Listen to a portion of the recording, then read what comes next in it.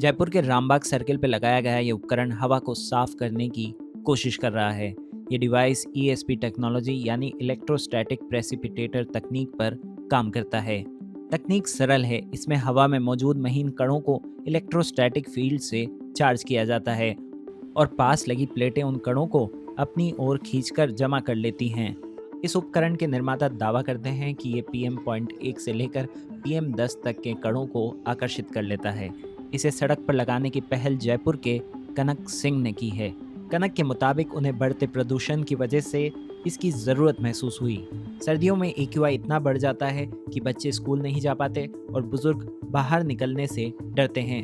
भारत के 132 शहरों में हवा की स्थिति बहुत खराब है।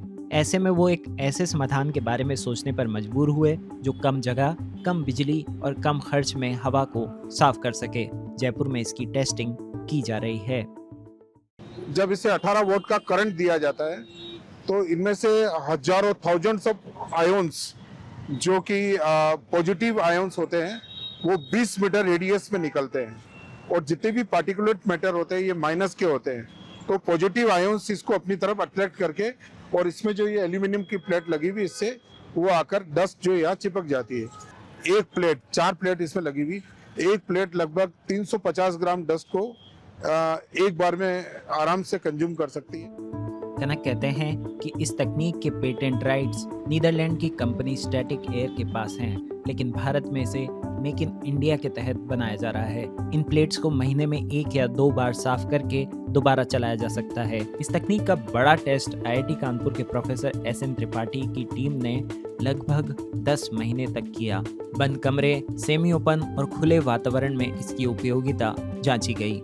इलेक्ट्रोस्टैटिक प्रेसिपिटेटर बहुत बड़े होते हैं, बहुत बड़े क्योंकि उनको थर्मल कोल पावर प्लांट में लगाया जाता है और ये आपका उसका छोटा वर्जन है। तो ये हमारे लैब में था, हमने इसको जरूर टेस्ट किया है और क्लोज्ड कंडीशन में जैसे रूम है उसमें किया है टेस्ट, सेमी ओपन मतलब वरांडा टाइप चीज थोड़ा सा ओपन है और पूरी तरह ओपन में भी थोड़ा टेस्ट किया है और इसमें हमें रिडक्शन दिखा है। जयपुर के इसी रामबाग सर्किल से रोज करीब 1 लाख वाहन गुजरते हैं। यहाँ 8 घंटे ड्यूटी करने वाले पुलिसकर्मी योगेश कुमार से हमने जाना कि क्या इस डिवाइस से कुछ असर पड़ा है। ये मैंने महसूस किया है कि इससे 20, 30, 50 मीटर दूर जाके अगर गहरी सांस लेते हैं और इसके पास में आगे लेते हैं, पास में आने पे थोड़ा अच्छा फील होता है। सांसें यूँ लगती है कहीं बाहर जंगल में, खेत में खड़े। दूर जाते हैं तो पोल्यूशन की खुद को महसूस होता है, धुआं। इसके नज़दीक आते हैं तो ऐसा नहीं। और यहाँ से गुजरने वाले राहगीरों का अनुभव कैसा है?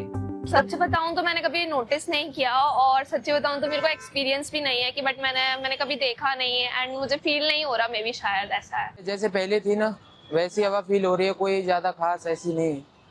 पहले जो है आप यहाँ पर अगर ज़्यादा टाइम खड़े हो तो आपकी आंखों में जलन सी होने लगती थी, वो अब नहीं होती क्योंकि डेली रूट यही है मेरा, तो वो दिखता है कि यहाँ पर नहीं, अब वो चीज़ नहीं होगी। मुझे नहीं लगता है कि फ्यूचर बनना चाहिए और शायद ही बन पाए। जयपुर में जैसे बताया आपने, ट्रैफिक के इंटरसेक्शन पे इसको देखना पड़ेगा कि उसके इर्द गिर्द कितने दिनों में कितनी एफिशिएंसी के साथ ये पार्टिकल्स को रिमूव कर रहा है वो, और एक दूसरे उतने ही व्यस्त चौराहे पे जहाँ कोई डिवाइस नहीं लगी है पोल पे, वहां देखना पड़ेगा कि वहां की क्या सिचुएशन है, तो तब हमें थोड़ी सी और इसके बारे में आइडिया लगेगी। IIT कानपुर की रिपोर्ट नियंत्रित स्थितियों में इसके असर को दिखाती है, लेकिन असली टेस्ट सड़कों पर ही होगा। जहाँ ये यूनिट लगाते हैं तो हम इस यूनिट के मेजरमेंट के लिए बैकअप सारी चीज़ें रखते हैं। तो बहुत सारे ऐसे डिवाइस है जो AQI को, पैरामीटर्स को जो मेजरमेंट करते हैं। हम इस यूनिट के पास में भी यानी जस्ट ऊपर और सराउंडिंग भी हम लोग ये डिवाइस लगाकर और मेजरमेंट करते हैं कि जहाँ तक इसकी रेंज है, इस यूनिट के लगने के बाद वहाँ का AQI कितना है और इसकी रेंज से बाहर जो एरिया है वहाँ का AQI कितना है। तो पैरेलल हम इसका मेजरमेंट करते हैं और उसकी ऑथेंटिक रिपोर्ट जो है वो गवर्नमेंट को भी देते हैं और हम अपने लिए भी रखते हैं। कनक सिंह मानते हैं कि भले ही इसका असर सीमित हो, लेकिन ये शहर की हवा को थोड़ा साफ तो जरूर कर रहा है।